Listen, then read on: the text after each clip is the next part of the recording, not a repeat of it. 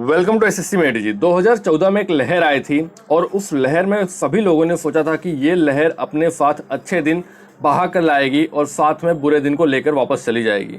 लेकिन हुआ इसका ठीक विपरीत। ये लहर अपने साथ बुरे दिन लेके आई, लेकिन फिर भी लोगों को समझ में नहीं आया।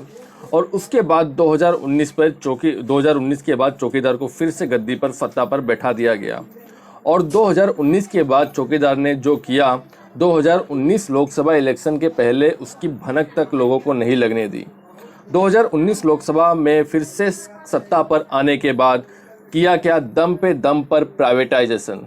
रेलवेज को बेच दिया गया, पीएसयूज को बेच दिया गया, नेशनल हाईवेज को बेच दिया गया, एयरपोर्ट्स को बेच दिया गया, स्टेशंस को बेच दिया गया, महारत्न कंपनियों को बेच दिया गया। यूपीएससी में लेटरल एंट्री शुरू कर दी। मतलब यूपीएससी में प्राइवेटाइजेशन की आपको यूपीएससी क्रैक करने के लिए प्री मेंस या इंटरव्यू देने की ज़रूरत नहीं है, एग्जामिनेशन की तैयारी करने की ज़रूरत नहीं है।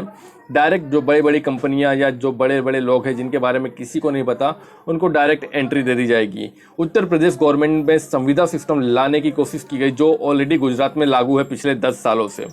वैकेंसीज को घटा दिया गया, जहां पर 32 हज़ार वैकेंसीज आती थी बैंकिंग में, वहीं इस साल बैंक वैकेंसी रह गई सिर्फ 1200।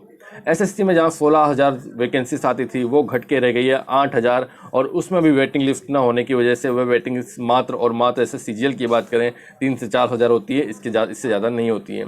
रेलवेज में वैकेंसीज आना बंद कर दी गई क्योंकि पूरी तरह रेलवे प्राइवेटाइज हो गया और एक एक वैकेंसी को क्लियर करने में 5-5 साल से ज़्यादा समय लग जा रहा है। यहाँ पर अगर कोई एग्जामिनेशन क्रैक भी कर लिया है तो उसकी अभी तक ज्वाइनिंग नहीं दी गई है, एलपी की ज्वाइनिंग अभी तक नहीं दी गई है, और ट्विटर कैंपेन के बाद वादा किया गवर्नमेंट ने कि हमें ज्वाइनिंग देंगे।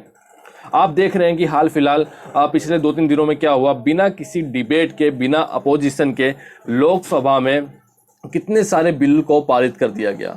उसमें से जो श्रम कानून वाला बिल है, वो जो कि इंटरनेशनल जो स्टैंडर्ड है उससे मेल नहीं खाता, ऐसा कहा गया है लेबर ऑर्गेनाइजेशन के द्वारा। जो किसानों का मुद्दा है, जो किसानों के लिए अभी जो बिल पास किया गया, आप देख रहे होंगे कि आज कितने बड़े लेवल पर प्रोटेस्ट किया जा रहा है, लेकिन मीडिया नहीं दिखा रहा है।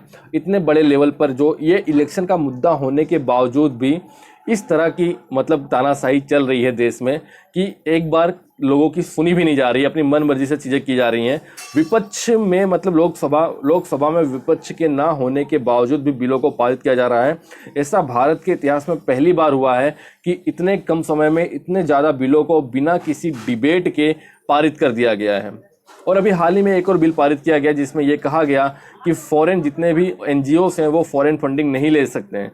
लेकिन कुछ समय पहले एक बिल पारित किया गया था कि अगर आप पॉलिटिकल पार्टीज़ को फंडिंग देना चाहते हैं तो फॉरेन फंडिंग ली जा सकती है। मतलब अगर आप पॉलिटिकल पार्टीज़ को खुद को अगर फॉरेन फंडिंग ली जा रही है तो वो लीगल है, लेकिन अगर कोई एनजीओ देश में कोई अच्छा काम करना चाहती है उसके लिए फॉरेन फंडिंग ली जा रही है तो वो गलत है। तो इस तरह की बहुत सारी चीज़ें हो रही हैं देश में। ऐसा लग ही नहीं रहा है कि हमारा देश, कहने को तो हमारा देश है दुनिया की जो लार्जेस्ट डेमोक्रेसी कहा जाता है इंडिया को, लेकिन आपको पता है रियलिटी किस तरह क्या हो गया है। आवाज़ एक तरह से कह सकते हैं कि अगर कोई आवाज़ उठाता है तो उसको भी दबा दिया जाता है। एक मीडिया देश के खिलाफ बोलने वाले को एंटी नेशनल कह दिया जाता है।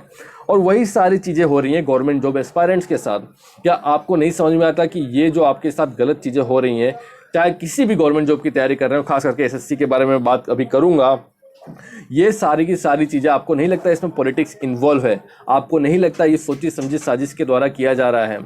क्या जितने भी एसएससी के चेयरमैन की बात करें, जितने भी बड़ी ऑर्गेनाइजेशन की बात करें, तो ये लोग एसएससी के चेयरमैन जो होते हैं वो एक आईएएस अधिकारी होते हैं। बहुत इतने सालों का 1983 बैच के शायद वो आईएएस ऑफिसर्स हैं। इतने सालों का एक्सपीरियंस होने के बावजूद भी जो छोटी छोटी चीज़ें एसएससी में, जो वेटिंग लिस्ट का इश्यू है, एज रिकनिंग का इश्यू है, इतने समय से धांधली चली आ रही है एग्जामिनेशन प्रोसेस में। एग्जामिनेशन प्रोसेस को इतना ज़्यादा डिले कर दिया जा रहा है जिससे स्टूडेंट्स की एज चली जा रही है, ज्वाइनिंग समय पर नहीं आ रही है, रैंक लिस्ट का मुद्दा है, पेपर में धांधली ना हो, पेपर सही समय पर हो। ये सारी जो चीज़ें हैं, क्या ये बड़े बड़े आईएएस ऑफिसर्स को समझ में नहीं आती, या ये गवर्नमेंट ऑफिसर्स को समझ में नहीं आती? क्या ये एसएससी के चेयरमैन को, आरआरबी के चेयरमैन को, इन सभी लोगों की चीज़ें समझ में नहीं आती? क्या डीओपीटी को ये चीज़ें समझ में नहीं आती? और जो एसएससी है ये सीधा डीओपीटी के अंडर में नहीं, आपको पता होना चाहिए, ये सीधा का सीधा प्राइम मिनिस्टर के अंडर में आती हैं। क्या उनको ये चीज़ें समझ में नहीं आती? तो चीज़ें सबको समझ में आती हैं, लेकिन ये एक तरह से कह लीजिए कि ये इलेक्शन का मुद्दा ही नहीं है। जो स्टूडेंट्स का भविष्य और आप खास मेन प्रॉब्लम ये है कि आप समझ लीजिए कि जैसा कि हिटलर ने अपने ऑटोबायोग्राफी में कहा था कि लोगों को इतना चूस लिया जाए कि वो लोग जिंदा रहने को ही विकास समझे। तो आप समझ लीजिए कि वही चीज़ हो चुकी है।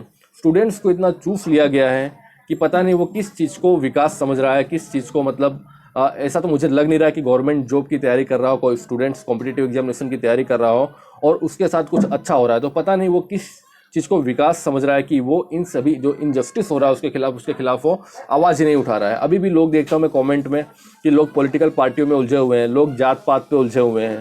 जो भी मैंने उसका वीडियो बनाया था कल ही, ये जो आरक्षण में कुछ बदलाव किए गए ईडब्ल्यूएस में 3 साल, तो उसमें भी लोग फाइट कर रहे थे एक दूसरे के साथ जात पात को लेकर। कुछ लोग पॉलिटिकल पार्टीज को लेकर फाइट करते हैं।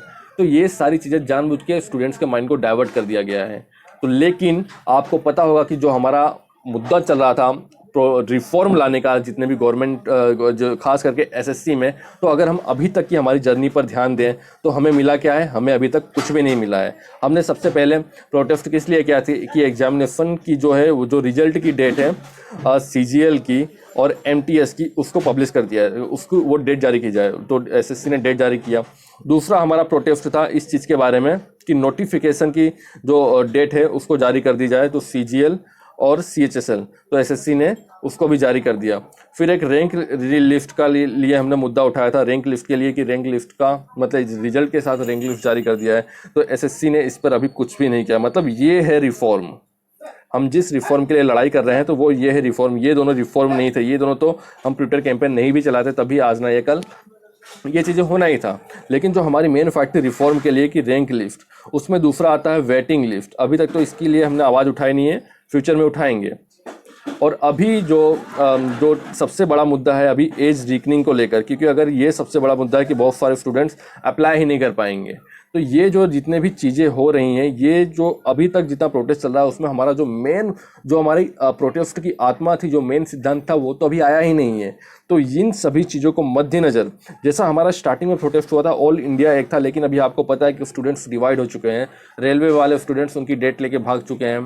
बाकी स्टेट गवर्नमेंट वाले जो भी एस्पायरेंट्स हैं जिन्होंने साथ दिया था वो लोग भी साथ नहीं आ रहे हैं एसएससी के मैटर में। तो हमारी जो तादाद है काफ़ी ज़्यादा कम हो गई है। तो सभी एसएससी एस्पायरेंट्स से रिक्वेस्ट है कि कल फिर से ट्विटर कैंपेन का आयोजन किया गया है, जिसमें मुद्दा है सीएचएसएल 2018 टाइपिंग डेट्स। अब आप सभी से रिक्वेस्ट है कि आप सभी इसमें भी डिवाइड मत हो जाना कि मेरी तो टाइपिंग डेट है नहीं तो मैं इसमें पार्टिसिपेट नहीं करूंगा। उस आप सभी को पार्टिसिपेट करना है, क्योंकि इसके 2-3 दिन बाद ही फिर से एज रिकनिंग इससे उठाया जाएगा, उसके लिए ट्विटर कैंपेन चलाया जाएगा और इस अलग से ट्विटर कैंपेन चलाया जाएगा। लेकिन इन सभी में कोई भी ट्विटर कैंपेन हो, आप उसमें बढ़ चढ़कर पार्टिसिपेट कर अपनी प्रेजेंस गवर्नमेंट ऑफिशियल्स को दिखा। इलेक्शन का मुद्दा है, मतलब आप सोए नहीं हो, क्योंकि आपको पता होगा कि जब पहले दिन इतने बड़े लेवल पर Twitter campaign RRB examination conference कर दी थी उस समय, क्योंकि भाई अभी चोर टाइप की मीडिया है, दलाल मीडिया, उन लोगों भी ने कवर किया था क्योंकि इनको चाहिए टीआरपी। ये लोग जहां आपकी तादाद ज़्यादा बढ़ेगी, अगर आप अपने हक की लड़ाई, अपने मुद्दों को सही तरीके से रखेंगे,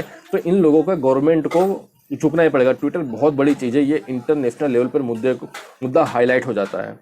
तो आपको ट्विटर की ताकत समझनी होगी। आप सभी से रिक्वेस्ट है कि कल पूरे दिन ट्वीट करें, आधे घंटे में एक ट्वीट करते रहें। उम्मीद है आप सभी पार्टिसिपेट करेंगे। प्लीज़ वीडियो को लाइक कीजिए। जय हिंद, जय भारत, वंदे मातरम।